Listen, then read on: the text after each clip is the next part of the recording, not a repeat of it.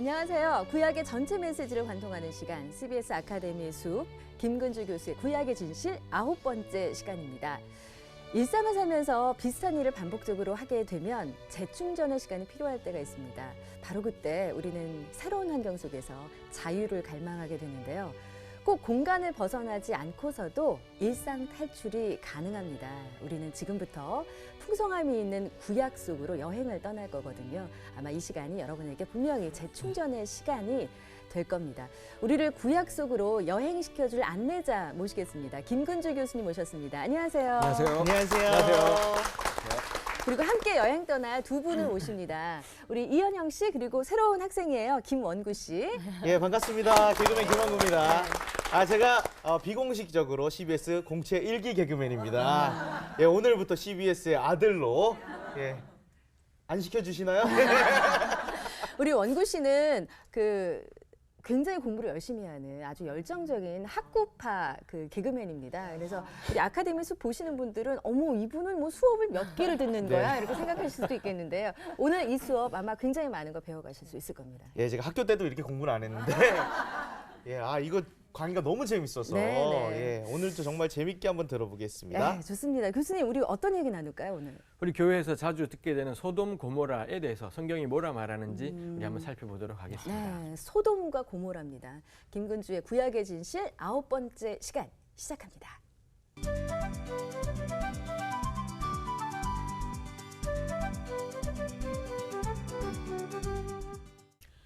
우리 소돔과 고모라는 죄악의 상징으로 우리가 교회에서 언급이 되지 않습니까? 특히 소돔 고모라와 연관된 죄악이 뭘까요? 뭐가 있을까요? 소돔 고모라 하면은 떠오르는 죄가 있다면 뭐 동성애 얘기 많이 동성애가 하죠. 떠오르는 것이 있죠. 그래서 이 소돔이라는 히브리말 단어에서 만들어진 영어 단어에 소돔이라는 게 있습니다. 뭐 남색하다. 사전을 찾아보면 아예 그런 뜻이 되어 있기도 하고 그러니 서양에도 그렇고 하여튼 이 소돔 그러면은 동성애와 연관해서 소돔 고모라가 언급되는 것 같습니다. 제가 오늘 해보고 싶은 것이 정말 성경은 뭐라고 말하고 있는지, 성경은 소돔 고모라의 죄가 뭐라고 이야기하는지, 분명히 동성애 장면이 나오는데 그게 어떻게 다루어지고 있는지 그거 한번 생각을 해보려고 합니다. 소돔 고모라의 가장 기본적인 본문은 창세기인 거고요. 근데 우리 검색을 해보면 창세기 말고도 소돔 고모라가 구약에 여러 군데 쓰인다라는 걸 알 수 있습니다. 우리가 다 찾아볼 수는 없고 에스겔서의 한 구절을 뭐 또 나중에 한번 찾아보려고 생각을 합니다. 소돔 고모라 우리 그때로 한번 가보도록 하지요. 아까 우리 첫머리에 여행이 말이 나오기도 했으니 소돔 고모라에 가보겠습니다. 먼저 창세기 18장 1절 2절 우리 현영 씨께서 한번 읽어주시겠습니까? 네. 여호와께서 마므레에 상수리 나무들이 있는 곳에서 아브라함에게 나타나시니라. 날이 뜨거울 때에 그가 장막 문에 앉아 있다가 눈을 들어 본즉 사람 셋이 맞은편에 서 있는지라.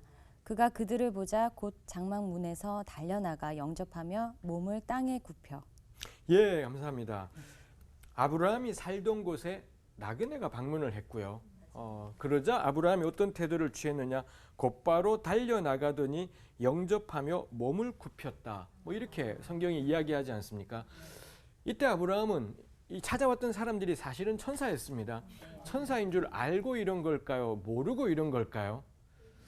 저는 모르고 했다라고 보는 게 맞겠다 생각을 합니다. 알고 하면은 이거 우리 꼴보기 싫은 짓이지 않습니까? 높은 사람 오면은 굽신거리는데 뭐 그렇지 않은 사람 오면 함부로 대하는 거 지긋지긋하게 현실에서 많이 봤는데 성경에 나오는 아브라함까지 곧다우로 인생 살면 정말 꼴보기 싫은 일일 것 같습니다. 그런 점에서도 저는 아브라함이 또 다른 여러 이유들이 있지만 아브라함이 천사인 줄은 모르고 대접을 했을 겁니다.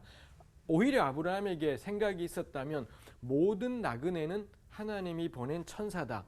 요게 아마 아브라함을 비롯한 고대 이 중동 지역 사람들의 사고방식 속에 있었다라고 해요. 모든 나그네는 하나님이 보낸 천사다. 아마 이런 것들이 아브라함으로 하여금 그 나그네들을 발견하자 달려가서는 영접하고 몸을 굽혀 엎드렸다라고 되어 있습니다. 그리고는 성경이 표현하기를 제가 쉬운 말로 바꾸면 괜찮으시면 저희가 꼭 대접할 수 있는 기회를 달라고 제가 있는 곳에 머물러서 제가 대접할 기회를 달라고 이렇게 요청하기까지 하더라는 겁니다. 그래서 본문을 보면 누가 주인이지?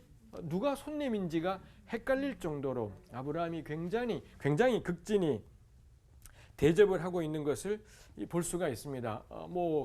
이 대접을 하는데 빵만 굽는 것이 아니라 그 사이에 명령을 내려서는 소도 잡고 그렇게 극진한 대접을 하고 이 나그네들이 앉아서 편하게 먹고 있는 동안 주인인 아브라함은 곁에 서서 이 사람들을 시중 들었다.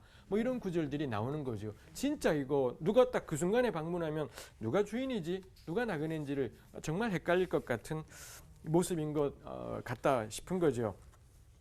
이런 모습들이 있습니다. 아브라함이 이렇게 대접을 할 때 아브라함이 이 사람들에 대해서 신원을 묻지 않아요. 누구십니까? 라든지 어떻게 되십니까? 이런 것들을 물어보지 않은 채 그냥 묻지도 따지지도 않고 그냥 자기가 머무르는 곳에 들어오시라고 극진히 초대한 다음에 열심히 대접하는 것이 있더라라는 것입니다.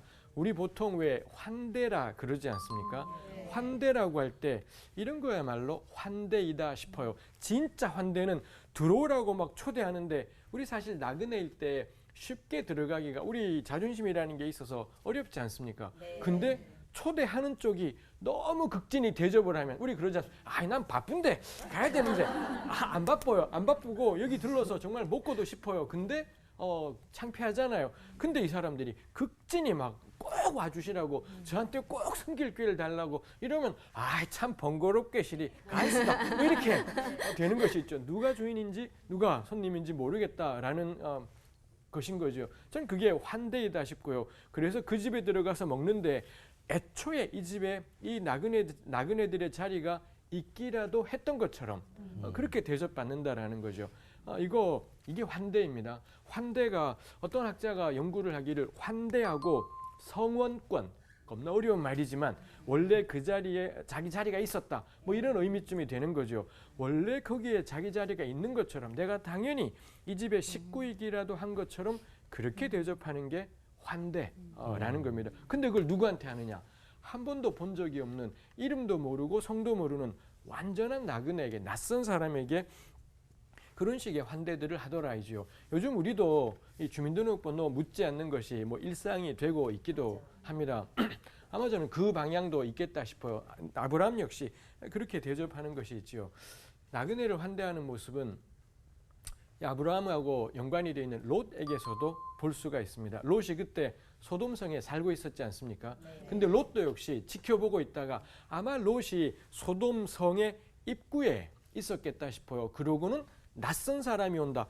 즉각적으로 롯이 달려간 겁니다. 달려가서는 아브라함하고 거의 비슷해요. 꼭 자기 집에 와달라고 요청을 하고는 그러고는 그 손님들 역시 그 손님들은 천사였습니다. 알고 보니 천사였습니다만 모셔가서는 자기 집으로 모셔가서 또 극진히 대접하고 소돔 사람들이 몰려와서는 그 나그네들 내놔. 그럴 때 롯이 도무지 이해할 수 없는 행동, 내 딸들을 줄 테니 나그네들은 건드리지 마라.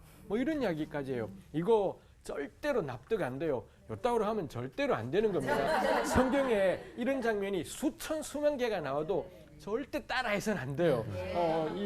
이거 우리 보고 판단하고 분별하라고 하나님이 이런 말씀을 주신 거지 성경에 있다고 해서 하나님 말씀하셨네 무조건 다 그러다가는 집안이 풍지박산 나는 거고요. 인간관계 다 깨지는 거고 모든 이 땅의 자매님들은 쑥밭이 되고 말 겁니다. 절대로 신구약 성경 안에 있는 여성 차별적인 사고방식이 있지 않습니까? 절대 따라해서는 안 돼요. 절대 따라해서 우리 바울도 그런 말씀했잖아요. 여자는 교회에서 잠잠하라. 이거 따라해야 될 거야? 안 따라해야 될까요? 이거 따라해서는 안 된다. 생각해요. 우리 사모님들 교회에서 안 잠잠하지 않습니까? 근데 이 말씀 가지고 여자는 교회에서 목사가 돼서는 안 된다. 라고 막 주장하시는 분들이 있기도 해요. 성경에 근거가 있다라고 하지만 성경에 분명히 그런 말씀이 있긴 하죠. 그렇지만 저는 우리 따라해서는 안 된다 생각을 해요. 참 나쁜 사람들이 저는 그런 말을 하지 않나 싶은 생각이 들기도 합니다. 롯 이야기에서 진짜 중요한 건 사실 초점은 딸을 내놓겠다는 말이 안 되는 행동인 거고요. 근데 우리가 주목하게 되는 건 나그네를 지켜내기 위해서 롯이 납득할 수 없을 만큼의 행동을 하더라 라는 것이 있다라는 겁니다. 이거 우리가 더 이야기할 수는 없겠습니다. 일단 붙잡을 게 아브라함이건 롯이건 간에 생판 모르는 낯선 사람들이 찾아왔을 때 정말 극진히 환대하고 그 사람들의 자리를 자기 집안에 마련하고 대접하고 그 다음에 위협으로부터 지켜내고 이런 일들을 이 아브라함과 롯이 하고 있더라라는 것입니다. 나그네 환대. 우리 성경 보면서 나그네란 단어가 참 특별하다라는 걸 생각하셨겠습니다만 이 나그네 환대는 구약 성경에서나 신약에서 정말 중요한 가치 중에 하나이기도 합니다. 가령 신명기 10장에 보면 뭐 어디인지 아마 지금은 생각이 안 나시겠습니다. 거기 모세가 신명기 전체가 모세의 설교인데 모세가 막 그의 말씀을 나누는 가운데 이 하나님에 대해 찬사를 말씀하시면서 신명기 10장 17절에 그런 구절이 있습니다. 하나님을 가리켜 신 가운데 신, 주 가운데 주, 크고 능하시고 두려우신 하나님. 이렇게 하나님을 언급을 해요. 신 가운데 신, 주 가운데 주, 크고 능하시고 두려우신 하나님. 우리 하나님이야말로 세상의 모든 신들 가운데 가장 높은, 세상의 모든 주님들 가운데 최고의 정말 크고 능하고 두려우신 분, 하나님을 향한 굉장한 찬사이지 않습니까? 근데 놀라운 게 나중에 한번 성경을 보십시오. 이런 놀라운 찬사로 시작되어서 그 다음에 나오는 게 뭐냐? 그래서 우리 하나님은 외모와 뇌물을 보지 않으신다. 뭐 이런 말씀들이 나오지요. 사실 높다라는 게 가지는 의미는 그건 겁니다. 우리 왜 고속도로 갈 때 승용차에 있으면 차가 막히면 앞에가 어떤지가 안 보이지 않습니까? 근데 버스나 트럭들은 곧잘 빠져나가서 가요. 왜냐하면 높기 때문에 저기 멀리까지 보이니 아 이쪽 차선 괜찮겠다. 빠져나가는 거죠. 높으면은 보인다라는 겁니다. 제가 학교에서 강의할 때 앞에 서서 있으면은 앉아 있는 사람들이 전부 다 보입니다. 근데 저도 학생 때는 내가 한쪽 구석에서 이렇게 장받고 졸고 있으면 모르지 않을까 싶은 생각을 했었는데 서서 보니 전부 다 보여요. 교회에서 설교할 때 교인들이 여기저기가 일단 다 들어오는 것이 있습니다. 저는 그래서 예배 시간에 설교할 때 졸아도 절대 깨우진 않습니다. 우리 그렇지 않습니까? 설교할 때 자는 게 최고지 않습니까? 그냥은 잠이 안 와도 설교만 하면 잠이 와요. 제가 해결한 방식은 설교 시간에 졸지 마십시오. 하나님 말씀을 듣는데 조는 게 말이 돼요. 조는 게 말이 되지 않습니까? 정말 졸리지 않습니까? 그러니 저의 방식은 설교를 겁나 길게 하는 겁니다. 졸다 깨도 아직도 하고 있어요. 그러면 되지. 주무세요. 수업도 제가 길게 할 테니까 편하게 주무세요. 그리고 깨어나도 아직도 제가 설교하고 있을 거기 때문에 뭐라도 하나 들으시면 좋겠다고 싶습니다. 이건 중요하지 않은 내용입니다. 이 높다라는 게 신 가운데 신, 주 가운데 주라는 게 정말 높으시기 때문에 사람의 겉모습 하나도 안 통해요. 하나님 앞에는. 그 사람이 높냐 남냐 세상에서 어떤 지위냐 눈곱만 치도 하나님께는 통하지 않고요. 뇌물 이거 하나도 통하지 않죠. 우리 어린아이들이 엄마 아빠한테 뭘 부탁할 때 뭘 하는 게 있지 않습니까? 딱 보이잖아요. 얘가 왜 그걸 하는지. 우리가 그 아이의 그걸 들어주는 건 얘의 뇌물 때문이지 않잖아요. 그 마음이 있는 것이지 않습니까? 높아지면 의미하는 게 뭐냐? 외모나 뇌물에 좌우되지 않더라라는 것입니다. 그러고는 외모와 뇌물을 안 보신다. 그러고는 이 말씀의 결론이 뭐냐? 그게 신명기 10장 17절에서 19절입니다. 이거 우리 원구씨께서 한번 읽어주시겠습니까? 네. 너희의 하나님 여호와는 신 가운데 신이시며 주 가운데 주시요 크고 능하시며 두려우신 하나님이시라. 사람을 외모로 보지 아니하시며 뇌물을 받지 아니하시고 고아와 과부를 위하여 정의를 행하시며 나그네를 사랑하여 그에게 떡과 옷을 주시나니 너희는 나그네를 사랑하라. 전에 너희도 애굽 땅에서 나그네 되었음이니라. 아멘.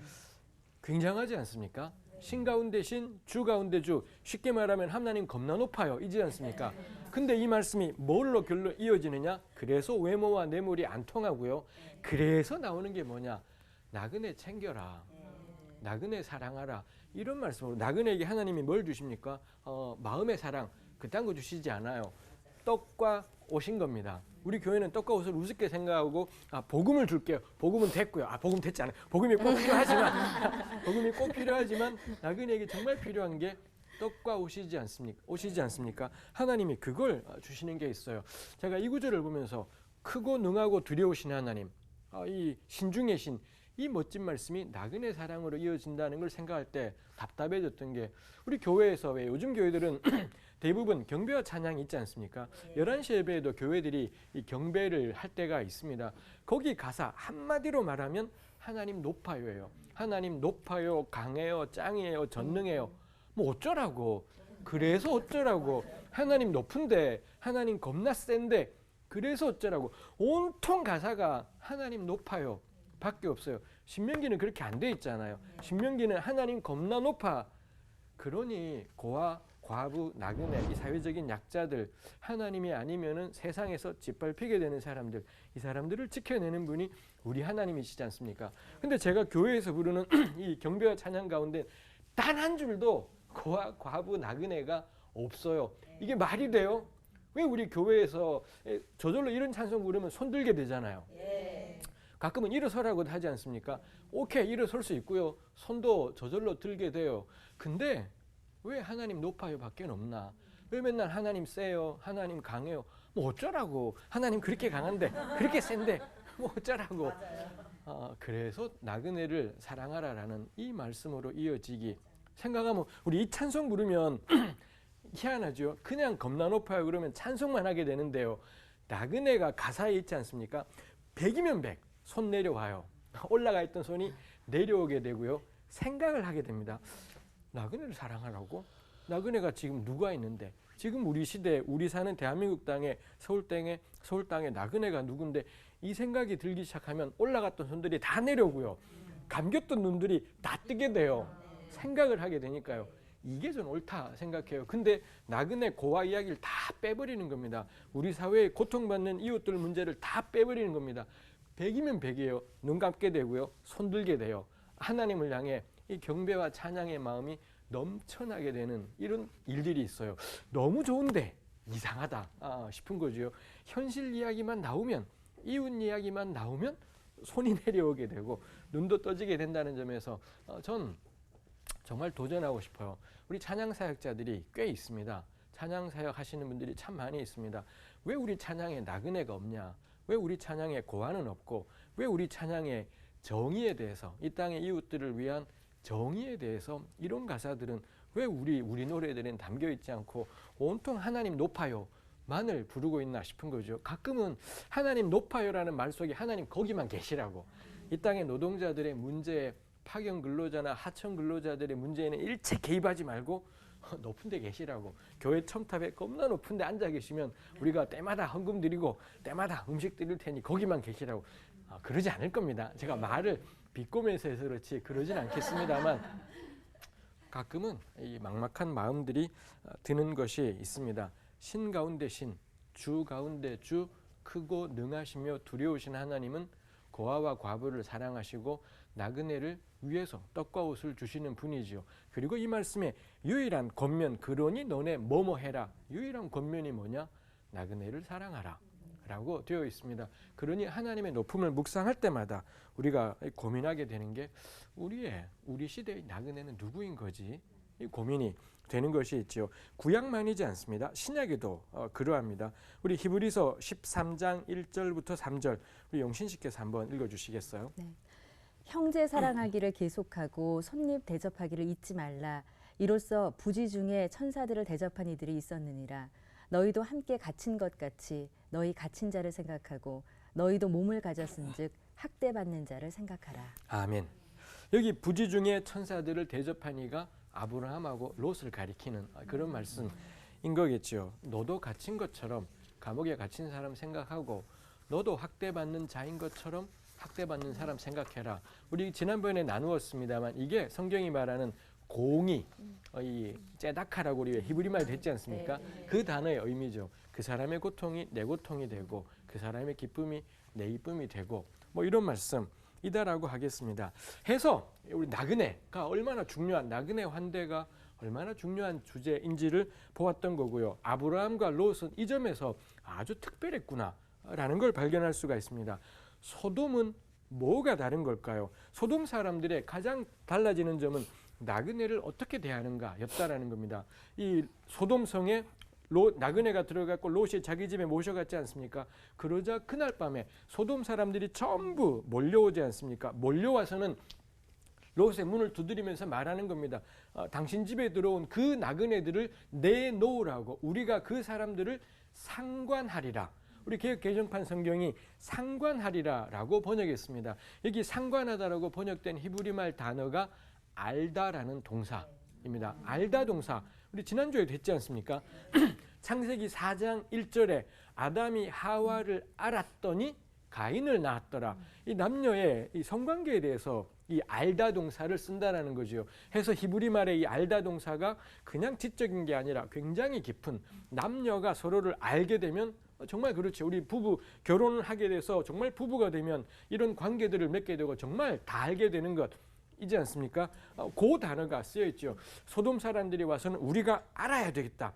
제가 그걸 보면서 느끼는 게, 아는 건 참 좋은데 서로 사랑하는 두 남녀가 서로를 알아가는 건 너무 중요할 거고요. 같은 교회에 속하게 된 우리 지체들끼리 서로를 알아가는 건 동네가 어디세요? 가족은 어떻게 되세요? 우리 당연히 교인들끼리 서로 묻습니다. 그래서 반드시 알아야 될 거고 그런 관계들이 이루어지는 것이죠. 근데 소돔의 알은 뭔가요? 그런 알미지 않아요. 여기 알아야 되겠다라는 게 실제로는 이 성폭력, 그러니까 동성애로 나타나는 그런 모습들이 있겠습니다만, 소돔 사람들은 자기들의 영역에 낯선 사람들이 들어오자 어떤 행동을 하느냐. 성경에 보니 남녀 노소를 막론하고 원근에서 다 모여왔대요. 죄다 모여와서는 한 사람의 문제이지 않아요. 소돔성 사람 전체의 문제인 거고, 몰려와서는 알아야 되겠다. 그 사람들 끄집어내라. 알아야 되겠다. 이 안다라는 게 폭력인 거죠.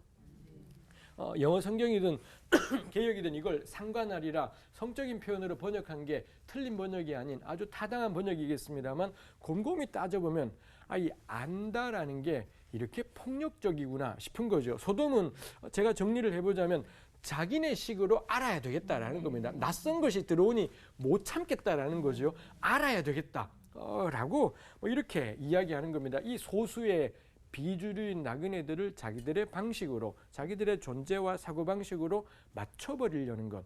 이게 하필이면 공교롭게 표현된 말이 알아야 되겠다. 이런 말이겠다 싶은 생각들을 하는 거죠. 우리 종종 그러지 않습니까? 이런 알을 통해 사람들을 줄 세우지요. 우리 누구를 만나든 간에 그러지 않습니까? 뭐 하는 사람이래? 어떻대? 그걸 들은 다음에 그런 사람 이렇게 되는 거고요. 그 누구 물어봤더니 저 사람이 판사래.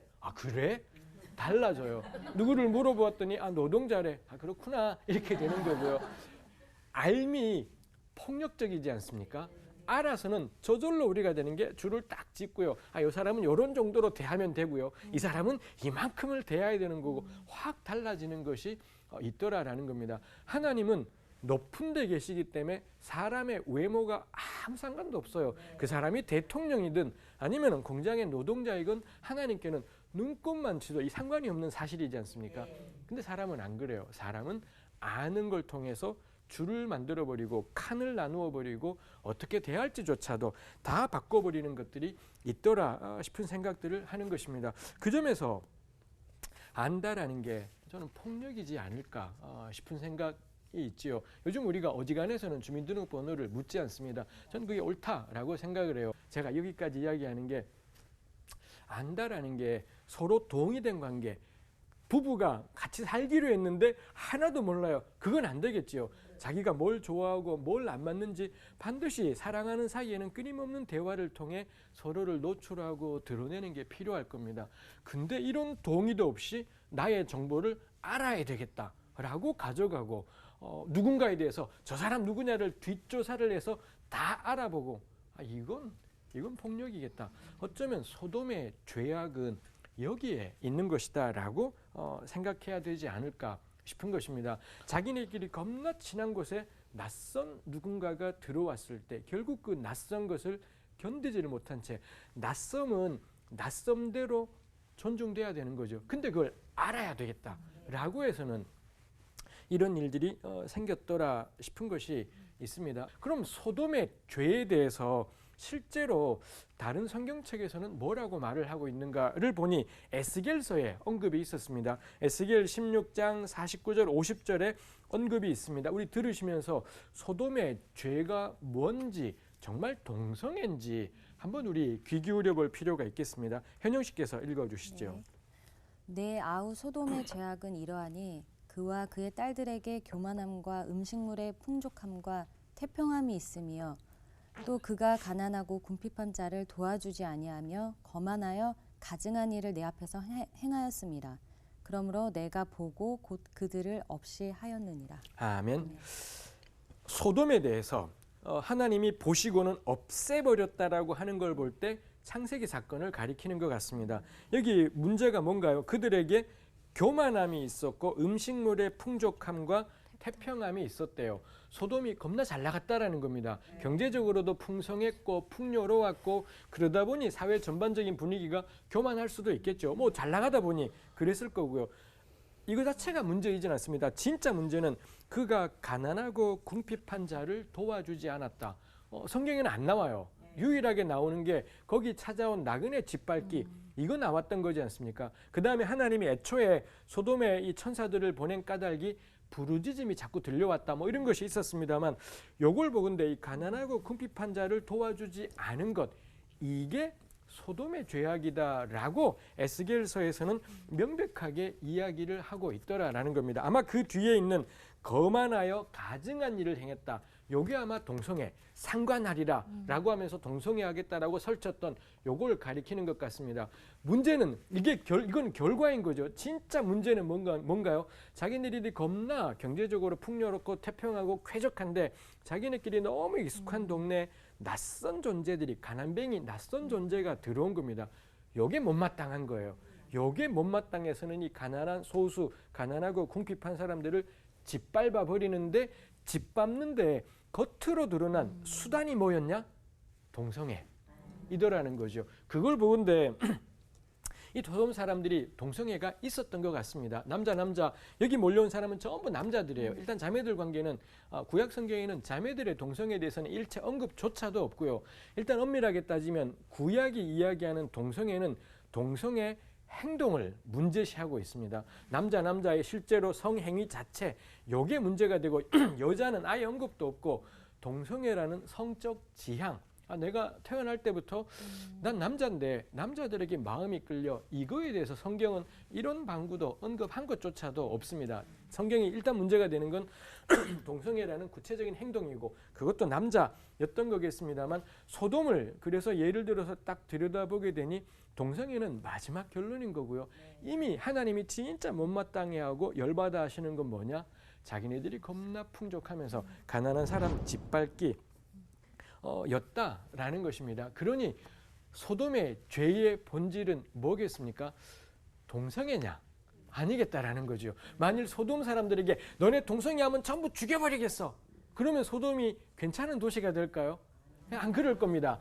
이들 속에 있는 그 약자 짓밟기, 비주류 짓밟기, 소수 짓밟기는 다른 방식으로 무조건 드러날 수밖에 없겠다 싶은 겁니다. 그럼 소돔의 핵심적인 문제는 그 폭력성이지 소수에 대한 짓밟음, 약자에 대한 유린 이게 소돔의 본질이지 소돔을 가지고 동성애하면 안 돼, 동성애하면 안 돼 100년 말해봐야 소돔에 방문하는 사람들은 동성애는 안 당할 겁니다.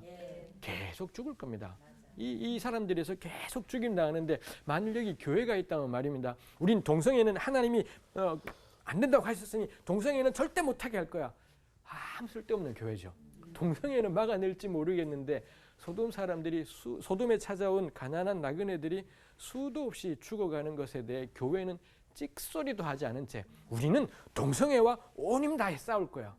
완전히 헛짓을 하고 있는 거고 이런 교회는 쓸모조차도 저는 없는 교회이지 않을까 싶습니다. 아까 제가 부르짖음 이야기를 했습니다. 소돔에서 부르짖음이 자꾸 하나님께 들려오니 하나님이 안 되겠다. 확인해봐. 이미 다 하시지만 우리를 이해할 수 있도록 이런 표현 양식을 취했던 것이 있지요. 하나님은 이런 이 부르짖음에 대해서 참 예민하신 분이구나 싶은 것입니다. 동성애 이야기가 나오는 구약의 또 하나의 유명한 본문이 있습니다. 사사기 19장입니다. 사사기 19장도 역시 똑같아요. 어떤 레위 사람이 첩이 있었는데 특이하죠. 요거 우리가 오늘 뭐 쟁점이진 않으니 레위 사람이 자기 첩을 데리고 자기 장인어른한테 자기 첩이 자기 장인 집에 갔고 그래서 부인 데리고는 이제 돌아가자 오다가 낯선 동네 베냐민 지파의 기브아라는 곳에 머물렀습니다. 근데 거기도 역시 그 집 주인이 극진히 대접하는데 기브아 사람들이 왕창 나오더니 그 남자 내놔라 레위인 내놔라 우리가 상관하리라 똑같은 말을 해요. 이 알다라는 동사를 써서 그러자 노인이 막 안 된다 하고 결국에는 이 레위인과 노인이 그 첩을 바깥으로 보내버립니다. 못된 놈들이다 생각해요.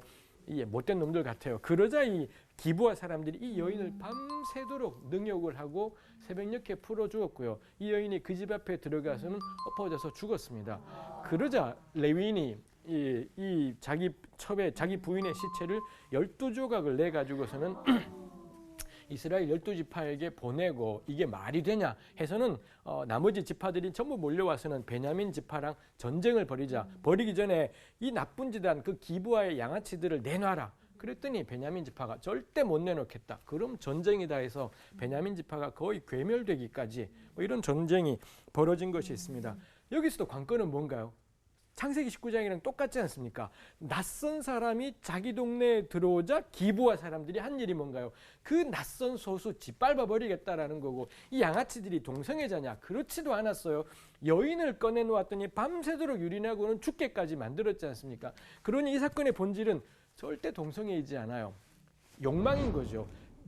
자기들 다수, 쪽수, 겁나 많은 무리들 가운데 소수의 짓밟을 만한 만만한 사람이 들어오자 온통 달려들어서 뭉개버린 사실 핵심은 이 동성애가 아니라 성폭력인 겁니다. 이들이 남자를 짓밟던 우리 대한민국 군대가 우리 월남전 때 말입니다. 베트남에 가서 수없는 베트남 여성들을 짓밟고 성폭력하고 유린을 했더랬습니다. 미군들이 한국에 와서 한 일도 꽤 있지만 한국군이 베트남 가서 한 일도 솔찬히 많이 있습니다. 이거 이성애니까 남자 군인들이 여자 베트남 자매를 건드린 거니까 괜찮은 건가요? 아니지 않습니까?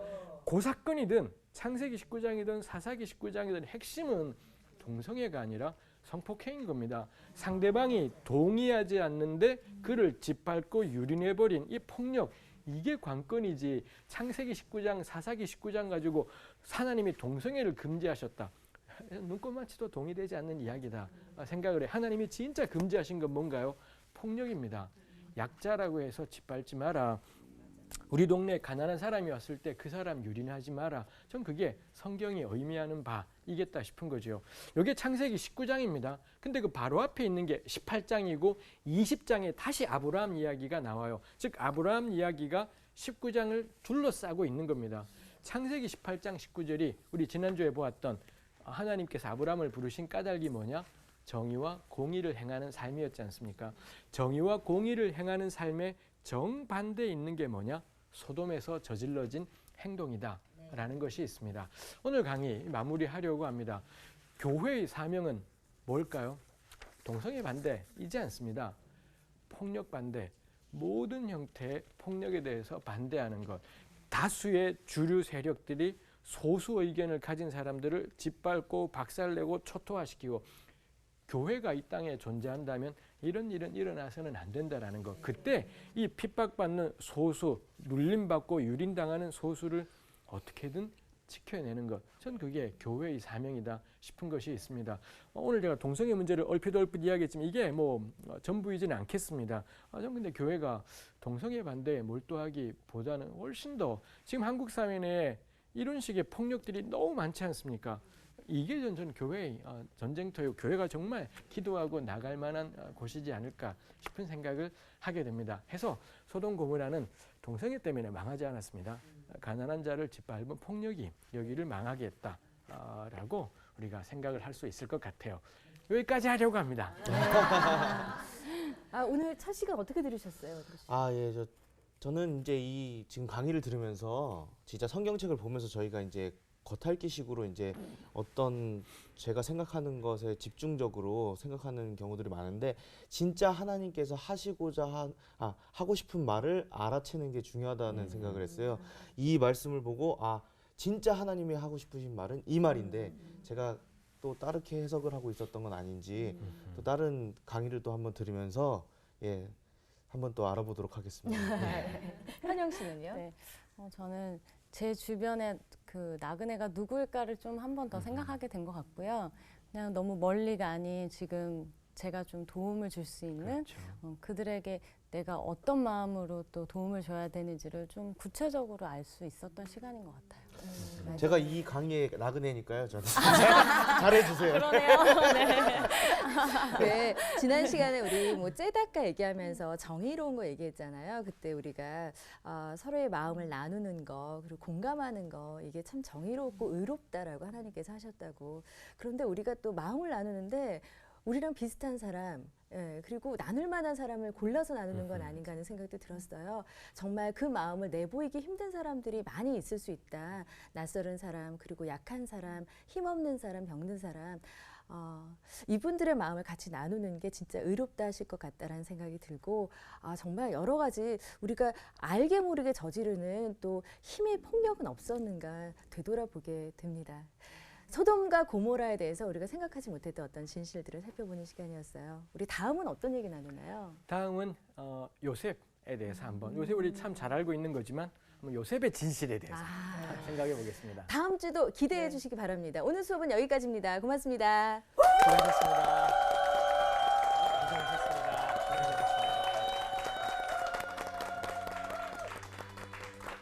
프로그램에 도움을 주신 분들께는 CBS 아카데미 숲이 제공하는 책과 CCM 음반 그리고 만화로 제작된 최고의 성경 자습서 성경 2.0을 드립니다.